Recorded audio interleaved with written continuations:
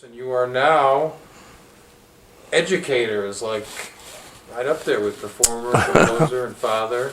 How do you feel about that role, and what do you think it's doing for the other aspects of your creativity? Well, first let me say it's a role that I'm still surprised to find myself in, a position that I didn't think that I would be here at this point in my life. You know, I remember discussing this with Steve Nelson a couple of years ago when I first got this appointment, and I said, "Well, Steve, you know, I didn't think I would be at this point in my life. I would be doing this at this point in my life. I thought maybe later on." And he said, Miller, he always calls me Miller, you know, as long as we've known each other, he's called me Miller. He said, "Well, Miller, you're 50 years old, it's already later on."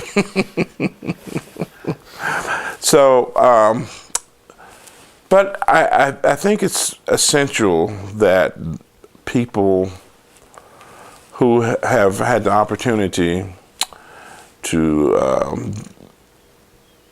walk with the giants, so to speak, as I've had the opportunity to do,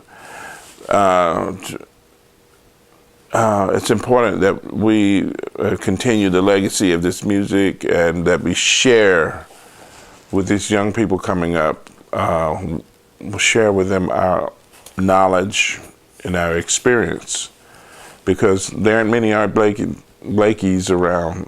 There are not enough band leaders around for them to play with.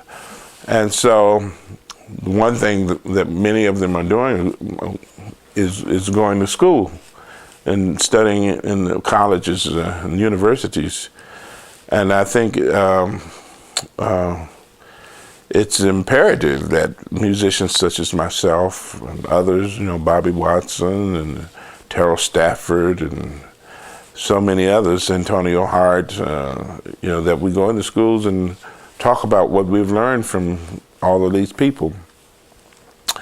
Now, you know, it's always been said that jazz can't be taught, and I think that's very true. But you can point the way and you can guide. You know, I always feel like if I can get the students to learn how to listen, and then they can teach themselves. That's the main thing for me, is to as an educator, to give them ears, so to speak, so that they learn to listen. And if they learn to listen in the right way, they can go on and teach themselves. And that's what you have to do ultimately anyway, is teach yourself. As a parent, I'm sure you can relate to this thought that when you have children and you explain life to them, it gives you a different perspective on life. As a teacher of music, when you explain the music to your students, how does that affect your own music? Well, I don't know if I've taught long enough now to really see how that works. But I tell you one thing about young kids, their minds are fresh and they're not quite habit bound yet, you know.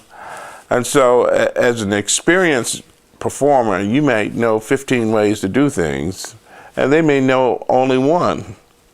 But that one way that they're doing things might be the one way you've never thought of doing it, you know. So it's interesting to see their viewpoint on the same issues, so to speak, to see how they come to the music and their perspective on improvising and all of that, because, you know, they're bright and they're intelligent and they are creative. And I'm stimulated and inspired by just watching them. Now, in your present role, you are not only just an instructor or a teacher, you are running the program. As when you play, you are the leader of a group. Does that leadership role in the school present you with certain challenges, certain things that you just usually don't deal with? Well, it presents me with the role that I hadn't had before, and I like to make sure that, first of all, that the program is on par with other very, very successful programs, and that we're able to give the students one of the best jazz educations that they can find anywhere, hopefully. The program that I'm heading now has had by now a pretty long and healthy history. And the program was started by Thad Jones. And after Thad Jones, Rufus Reed, the great bassist, headed the program, and after him, the great James Williams headed the program.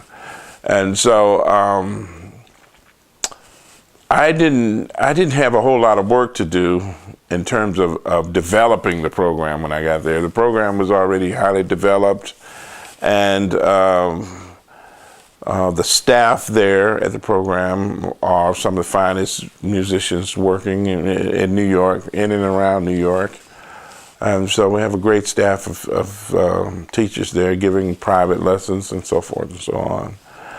So we think that a student coming there hopefully can get as good a jazz education as he can get anywhere else, and that's what I'd like to see, that we can really prepare the students to go out and be somewhat ready to perform, Of course, the learning process goes on forever, we just kind of try to give them a foundation.